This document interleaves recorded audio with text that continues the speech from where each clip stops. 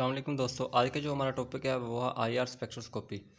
Introduction to IR spectroscopy में हम क्या करेंगे देखेंगे आईआर स्पेक्ट्रोस्कोपी क्या चीज़ है, उसको हम किस मकसद के लिए यूज़ करते हैं और उसका प्रिंसिपल क्या है।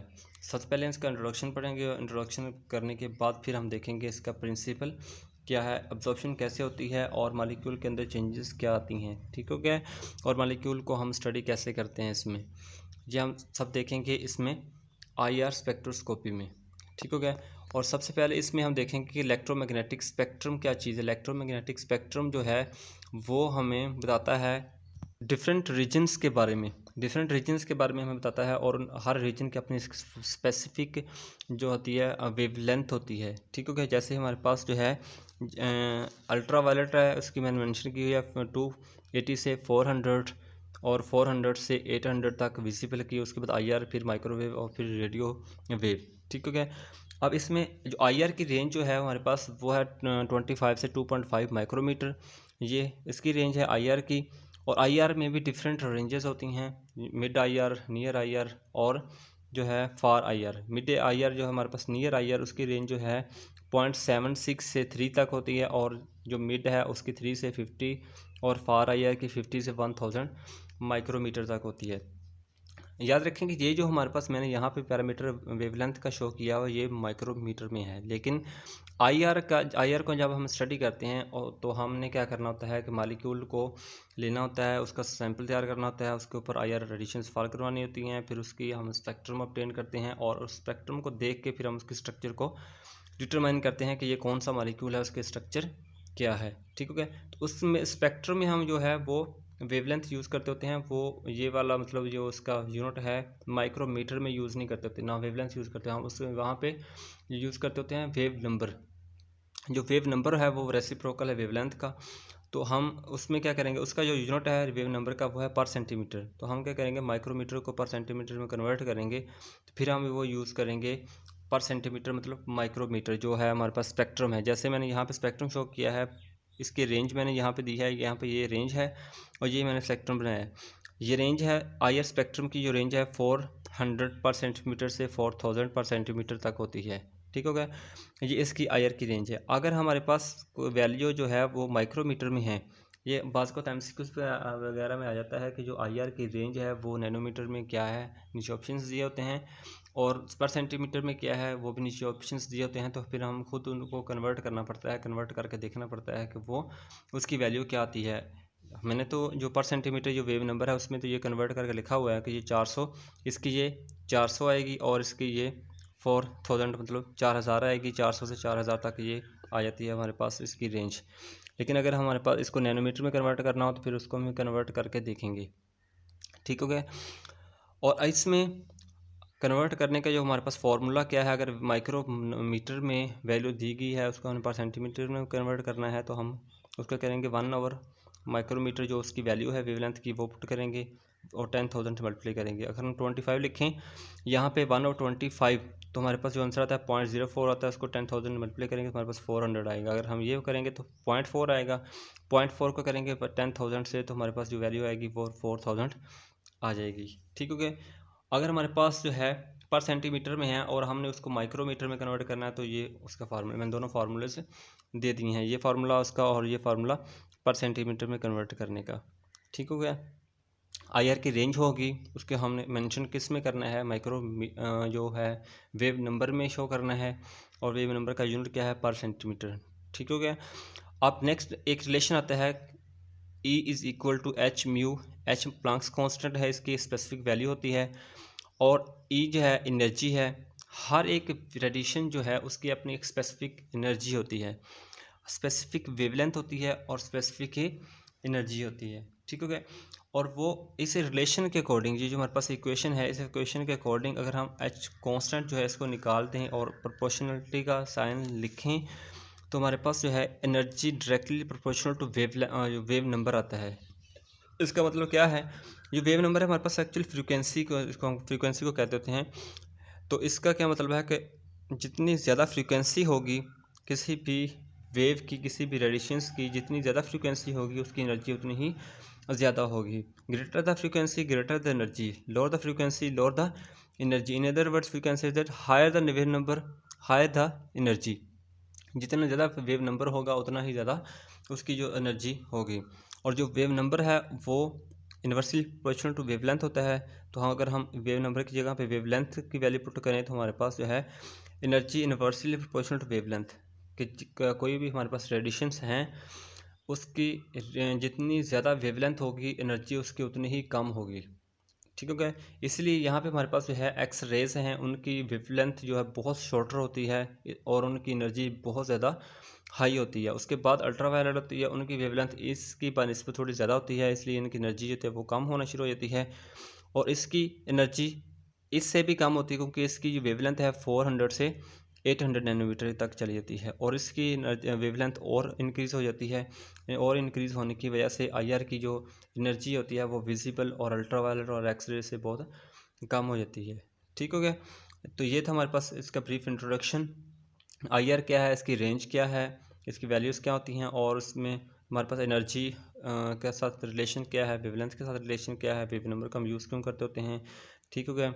ये सारी चीज़ें थी। नेक्स्ट इसमें हमारे पास होता है कि कोई भी हमने कंपाउंड जो है वो स्टडी करना है तो उस कंपाउंड को स्टडी करने के लिए भी कुछ कंडीशंस होती हैं। हर कंपाउंड को हम स्टडी नहीं कर सकते क्योंकि आईआर कंपाउंड को हम स्टडी करने के लिए उसको आईआर रेडिएशंस को अब्जॉर्ब करना बहुत ज़रूरी है। अगर वो कंपाउंड आईआर रेडिएशंस को अब्जॉर्ब ही नहीं करेगा, उसकी कोई पीक्स ही नहीं आएगी, तो हम उसको स्टडी कैसे करेंगे। ठीक हो गया। तो इस कंपाउंड को स्टडी करने के लिए ज़रूरी है कि वो कंपाउंड जो है वो आईआर रेडिएशंस को अब्जॉर्ब करे। आईआर रेडिएशंस को अब्जॉर्ब करेगा फिर ही तो उसके अंदर स्ट्रेचिंग या बेंडिंग मोशंस होंगी और उसकी पीक्स आएंगी और फिर हमें हमारे पास जो है स्पेक्ट्रम आईआर स्पेक्ट्रम आएगा। तो इसके लिए हम क्या कहते होते हैं, आईआर एक्टिव होना ज़रूरी है कंपाउंड के लिए। जो हम लेते हैं, कोई भी मालिक्यूल लेते हैं, उसके लिए आईआर एक्टिव होना बहुत ज़रूरी है। आईआर एक्टिव होने के लिए उसको क्या चीज़ रिक्वायर्ड होती है कि उसका जो डाइपोल मोमेंट है वो होना चाहिए मालिक्यूल का। अगर मालिक्यूल का डाइपोल मोमेंट जो है वो ज़ीरो है, जैसे हमारे पास जो है सिमेट्रिकल मालिक्यूल्स होते हैं जैसे H2 Cl2, ये हमारे पास सिमेट्रिकल मालिक्यूल्स हैं। इन सिमेट्रिकल मालिक्यूल्स में जो उनका जो हमारे पास इनका जो डाइपोल मोमेंट होता है, डाइपोल मोमेंट इनका ज़ीरो होता है। डाइपोल मोमेंट ज़ीरो होने की वजह से ये क्या करते हैं कि ये उनको रेडिएशंस को आईआर रेडिएशंस को अब्जॉर्ब ही नहीं करते हो, कोई भी पीक शो नहीं करते। ठीक हो गया। अगर हम कोई भी मालिक्यूल और लेंगे जैसे हमारे पास CH3 है, तो इस केस में भी हमारे पास जो है ये रेडिएशंस जो हैं ये एब्जॉर्ब करेगा क्योंकि इसका डाइपोल मोमेंट भी होगा। ठीक हो गया। और जिस मॉलिक्यूल का डाइपोल मोमेंट होगा वही रेडिएशंस अब्जॉर्ब करेगा और वही आईआर एक्टिव कहलाएगा। ठीक हो गया। आईआर एक्टिव की समझ आ गई कि कोई भी मॉलिक्यूल जिसका डाइपोल मोमेंट होगा वही आईआर एक्टिव होगा, जिसका डाइपोल मोमेंट नहीं होगा या जिसका डाइपोल मोमेंट ज़ीरो है वो आईआर इनएक्टिव होगा।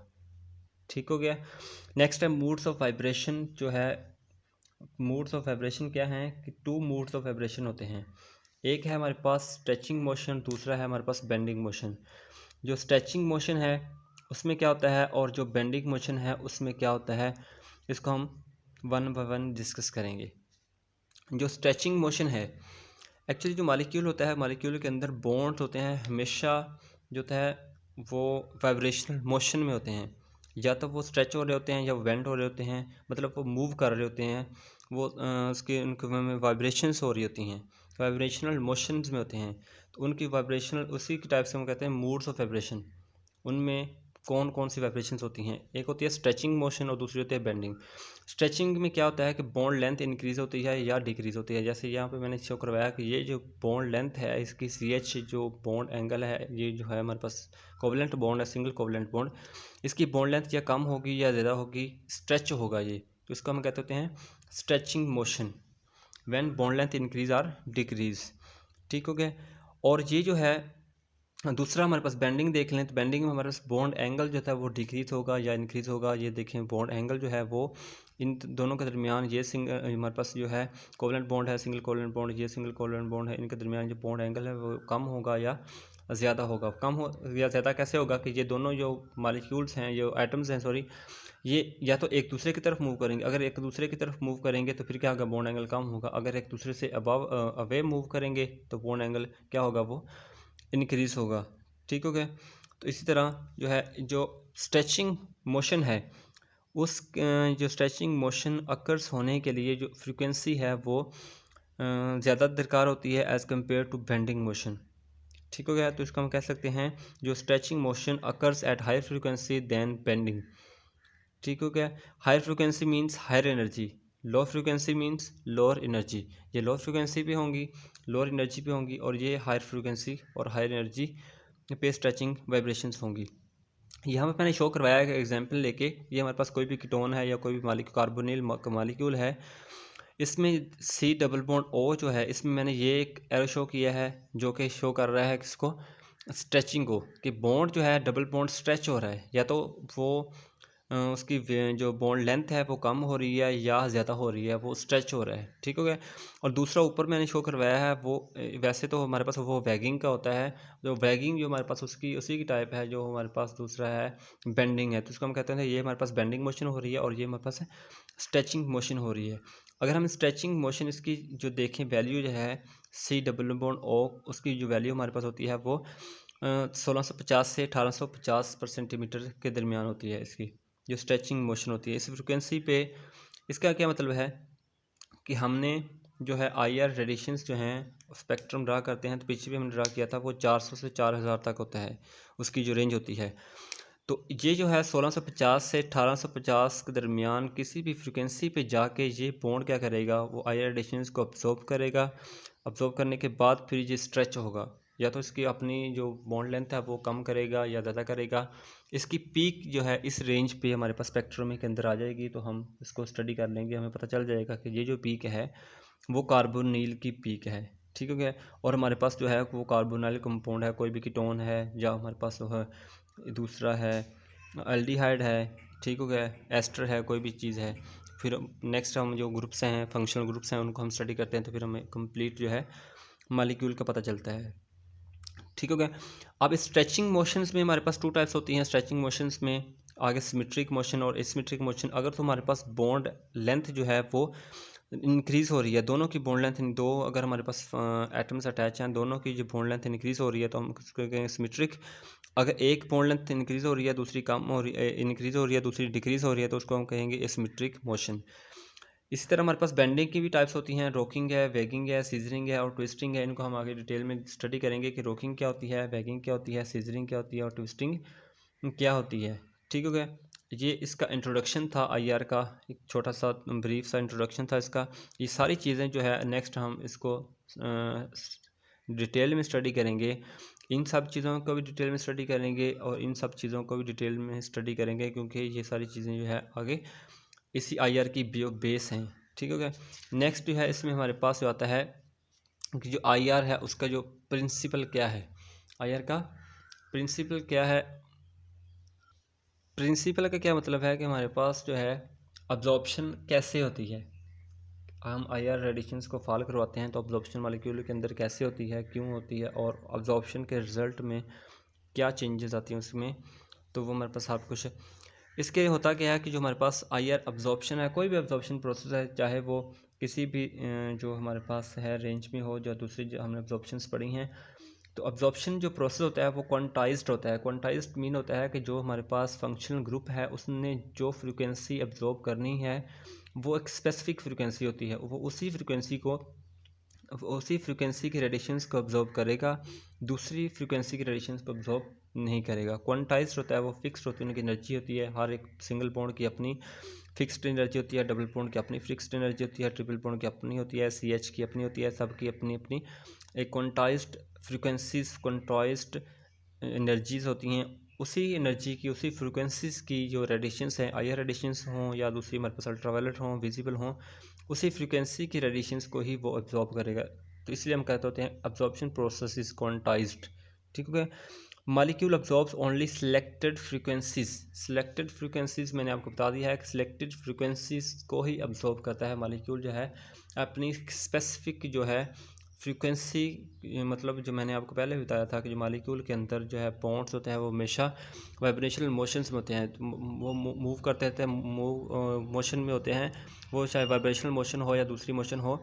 तो उस केस में जो है जो उसकी जिस फ्रिक्वेंसी पे वो एब्जॉर्ब हो रहा होगा, जिस फ्रिक्वेंसी पे वो वाइब्रेट कर रहे होगा, उसी फ्रिक्वेंसी पे जाके वो क्या करेगा, उसको जो रेडिएशन आईआर रेडिएशंस को अब्जॉर्ब करेगा। अगर वो जिस फ्रिक्वेंसी पे वो नेचुरली वाइब्रेट कर रहा है, ये वाइब्रेशनल मोशन में है, जो हम IR रेडिएशंस फॉल करवाते हैं, अगर उसकी फ्रिक्वेंसी उस फ्रिक्वेंसी से मैच करेगी फिर ही वो उस रेडिएशंस को अब्जॉर्ब करेगा, नहीं तो उस रेडिएशंस को अब्जॉर्ब नहीं करेगा। ठीक हो गया। नेक्स्ट है हमारे पास bonds in molecule are in vibrational motion with specific vibrational frequency. जो मैंने आपको बता दिया है कि हमारे पास जो है मॉलिक्यूल जो है वो हमेशा वाइब्रेशनल मोशन में होता है, बॉन्ड उसका हमेशा वाइब्रेशनल मोशन में होता है, और उस वाइब्रेशनल मोशन जो होती है वो स्पेसिफिक वाइब्रेशनल फ्रीक्वेंसीज रखती है, उसकी अपनी एक स्पेसिफिक वाइब्रेशनल फ्रीक्वेंसीज होती है। और अगर जो IR की रेडिएशंस की फ्रीक्वेंसी है, इस जो हमारे पास ये जो स्पेसिफिक फ्रीक्वेंसी है, स्पेसिफिक वाइब्रेशनल फ्रीक्वेंसी है, इसके साथ मैच करेगी तो फिर ही जो अब्जॉर्प्शन का प्रोसेस होगा, अदरवाइज नहीं होगा। ठीक है ओके। तो नेक्स्ट में यही लिखा है कि when the frequencies of IR radiations with natural frequencies of the matches with the natural frequencies of the molecule are absorbed। तो नेक्स्ट तो तब ही जो IR रेडिएशंस अब्जॉर्ब होती हैं जब उसकी जो IR की जो फ्रीक्वेंसीज हैं वो natural frequencies of vibrational motions of molecules के साथ मैच करेंगी, फिर ही अब्जॉर्प्शन का प्रोसेस होगा। ठीक हो गया। मॉलिक्यूल क्या करता है कि वो अब रेडिएशंस अब्जॉर्ब करने के बाद लोअर स्टेट जो हमारे पास है उसकी जो स्टेट होती है लोअर स्टेट होती है, एक हायर स्टेट होती है। वो मॉलिक्यूल रेडिएशंस को अब्जॉर्ब करके लोअर स्टेट से हायर स्टेट में चला जाता है और फिर उसमें हम पीक्स वगैरह ऑब्टेन होती हैं। ठीक हो गया। अब देखेंगे ये जो हमारे पास मैंने नीचे एग्जांपल लिखा है CH बॉन्ड स्ट्रेचिंग है और इसी की बेंडिंग भी है। स्ट्रेचिंग फ्रीक्वेंसी जो है इसकी वो 3000 है। 3000 पे जाके ये स्ट्रेच होना शुरू होगा, मतलब इस फ्रीक्वेंसी पे जाके ये रेडिएशंस को अब्जॉर्ब करेगा। नेक्स्ट जो है जो बेंडिंग की बात करेंगे तो हमारे पास वो 1340 पे जाके जो है वो रेडिएशंस को अब्जॉर्ब करेगा। But molecule must have some dipole moment. तो मैंने आपको पहले भी बताया कि मॉलिक्यूल के लिए डाइपोल मोमेंट होना बहुत ज़रूरी है। अगर उस मॉलिक्यूल का डाइपोल मोमेंट नहीं होगा तो वो रेडिएशंस को अब्जॉर्ब भी नहीं करेगा। जब रेडिएशंस को अब्जॉर्ब ही नहीं करेगा तो उसकी कोई भी पीक नहीं आएगी अब स्पेक्ट्रम के अंदर। तो स्पेक्ट्रम के अंदर जब उसकी कोई भी पीक नहीं आएगी तो हमें पता नहीं चलेगा कि ये कौन सा फंक्शनल ग्रुप है मॉलिक्यूल के अंदर। तो हम इस कंपाउंड को स्टडी कैसे करेंगे। जैसे ये हमारे पास है 4000 है, ठीक हो गया, पर सेंटीमीटर। अगर हमारे पास कार्बोनिल का कोई भी आ जाता है, जो हमारे पास CH3 का कोई भी आ जाता है, तो हमारे पास जो है कार्बोनिल की जो है फ़र्ज़ कीजिए अगर हमारे पास 1650, यहाँ पे हमारे पास 1850 आती है, तो यहाँ पे हमारे पास जो इसकी पीक आएगी उसकी ये C डबल बॉन्ड O की पीक यहाँ पे हमारे पास आएगी। ठीक हो गया। इसी तरह हम कंपाउंड्स को फिर स्टडी कर देते हैं और उसकी स्ट्रक्चर्स को डिटरमाइन कर लेते हैं। Thank you so much.